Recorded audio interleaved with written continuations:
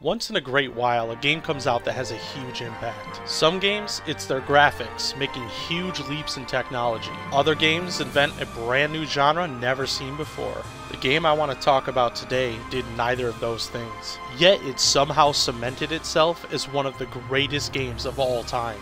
In an era of 3D games being all the rage, this 2D sprite-based game shattered expectations, as its gameplay, exploration, sound, and RPG elements grabbed me and would not let go.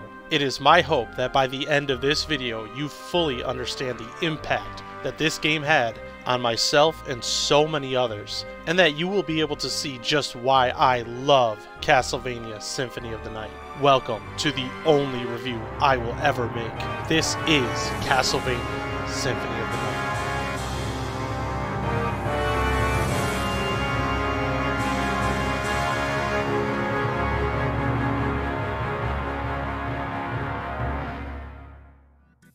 To be able to give a full review and paint an accurate picture of the impact that Symphony of the Night had, I feel it is necessary to set the scene of what life was like back when the game released. Yes, this game is definitely part of our cycle-breaking megastructure of awesomeness, and I will definitely break that down in this video. But before we dive into that, let me take you back in time. It was July 1990-something. And I was a freshman in high school. Jinko pants were finally starting to fade from existence, and we were starting to move past the post-Nirvana stages of the music scene. I, a slightly awkward teen, was on a weekend camp at a local college campus in the summertime. Trying to make some friends, I had found some older fellow kids. As I joined their little circle, I noticed that they were talking about video games. I thought this would be right up my alley. A senior happened to be leading the conversation. With his long black hair, his Metallica t-shirt, ripped jeans, chain on the wallet, Discman sticking out of his pocket, really gave me the driver from The Simpsons vibes. Just waiting for a good spot to jump into this conversation, the word Castlevania popped up. I eagerly interrupted, blurting out, "Dude, Castlevania is the bomb." I immediately felt like an imposter, as I didn't actually own any Castlevania games and had barely played them. Surely I had played them very casually, but none of them had stuck with me in the past. The senior turned and looked at me. I swallowed a huge gulp of air as I was waiting for him to just destroy me. I mean, I am an awkward freshman who just jumped into older kids' conversation who I didn't even know. He then looks at me and says, "Dude, have you played the newest one?" I had two options here. I could double down, or I could come clean. I looked at him and said, "Nah, I'm more of a Final Fantasy VII guy." I nervously await his response. He quickly blurts out, "Dude, that game owns." The nervousness started to kind of fall off of me as the conversation continued. He then proceeded to tell us about Symphony of the Night. He went on and on about all the things you can do in the game, like take the form of mist, or bat, or wolf. He couldn't stop talking about how good the music was, how good the controls felt. I then took a turn to ask him, so how did the game translate from 2D to 3D? Let me just cut into the story right now to let you know that back then, everything was going 3D. He responded with, "Dude, no, it's a 2D game and it is beautiful." Trying to yet further convince the group that this game is worth playing, he basically summarized everything by saying, "Trust me, just go buy Castlevania Symphony of the Night. You will not be disappointed." He followed that up by saying that there was so much more to explore when it came to 2D.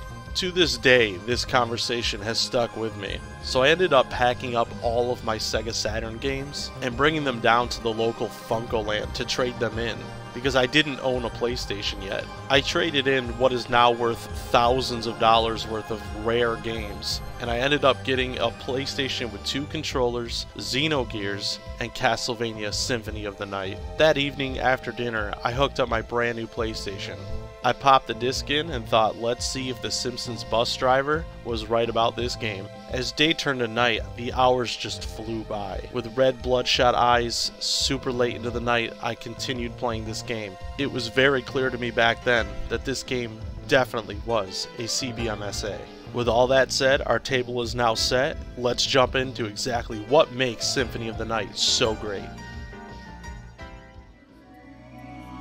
The first thing you feel when you play Symphony of the Night is the tightness of the controls. There's the movement, the backdash, the full control of your character while in the air. Different weapons have different weight to them, and they can have longer or shorter animations. This game was anything but clunky, and that was a pretty big shock to me, as my only experience and memory of Castlevania was the original NES games. Gone were the clunky controls of the old days. And as a side note, I'll just say, as an RPG fan, I was thrilled when I saw the words "level up" pop up over Alucard's head. I had never seen an action platformer do this before. I remember moving around and fighting, and all of a sudden Alucard yelled out, I sat there stunned, wondering what just happened. And after playing for some time, I noticed in the menu something called spells.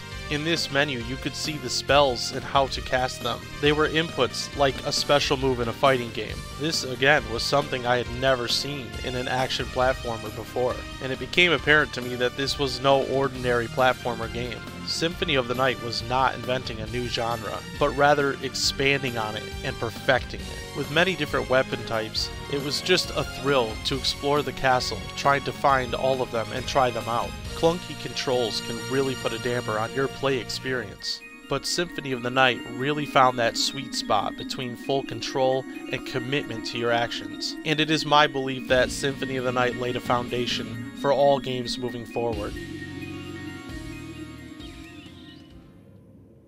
After 20 plus years, Symphony of the Night's map is burned into my brain. The hit of dopamine when you discover a secret room or a hidden item is a big reward and keeps you moving and wanting to uncover more. And believe me when I say, Symphony of the Night has no shortage of fun surprises and secrets. There's something so cool about uncovering the map and seeing a percentage of the map uncovered on your save file. It made me want to swing my sword against every single wall in the game. You might find a cool item, or you might find an entirely new area or boss fight. This generation, the Souls games, have proven that level design in a video game is huge. So much so that it itself feels like a character within the game. You really remember the different areas and their architecture. Each area has a unique feel and a vibe, and it really sticks with you. I'll never forget the first time I entered a new area in Symphony of the Night and saw the squiggly white text pop up declaring that I was in a new area. I thought this was so cool, and it made me want to explore even more.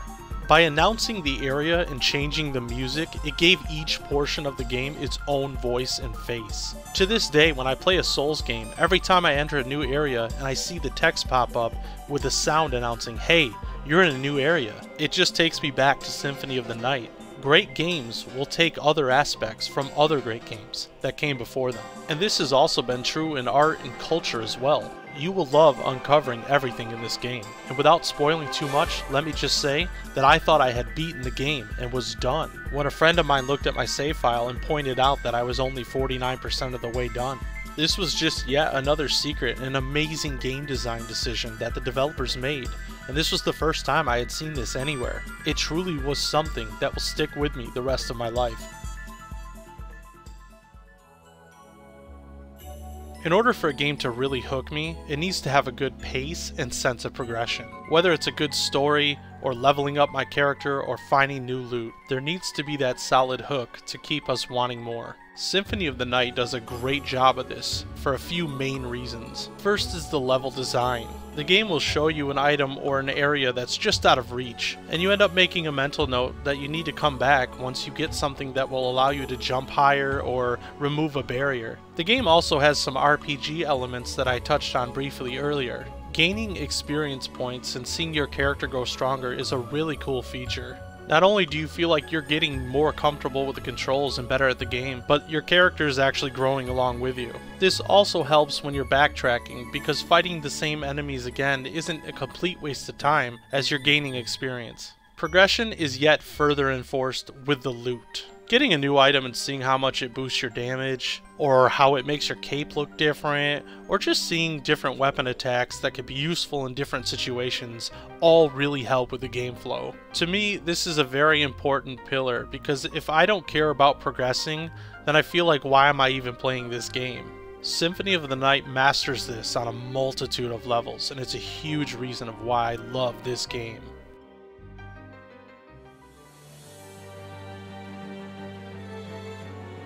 Having a great soundtrack can be huge for video games. I think these days it is often overshadowed by graphics, and it can be a very underrated portion of what makes the game so great. Most of my life gaming up to this point, sound was very limited by hardware. So after years and years of very low quality sound and music in video games, Symphony of the Night really blew me away. Fully orchestrated arrangements with guitars and unique sounds all at high quality and not compressed into oblivion flooded my ears and have stuck with me to this day. This was a huge leap in both technology and overall quality of songwriting. The score is a masterpiece and greatly complements the areas you are in while exploring this massive castle. For me, I will never forget the time that my buddy rolled up to my house in his bright red Buick Skylark. As he flipped on his loudspeaker, the whole neighborhood could hear the track playing. It was the Tragic Prince track from the game. He then jumped on the hood of his car and started playing air guitar along with the track. The whole neighborhood was looking at him like he was crazy. It was pretty hilarious, and I'll never forget it. Me and my friends loved this soundtrack, and we listened to it as if it were the new Metallica album. It really made long road trips memorable, as this album became a staple for us. Sometimes the soundtrack can just stick with you for years and years, and this is definitely one of those.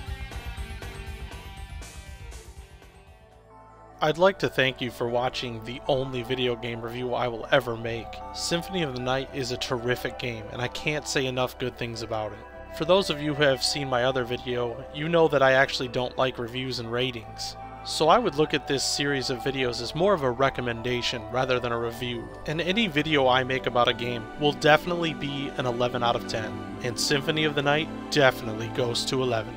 Thank you for watching.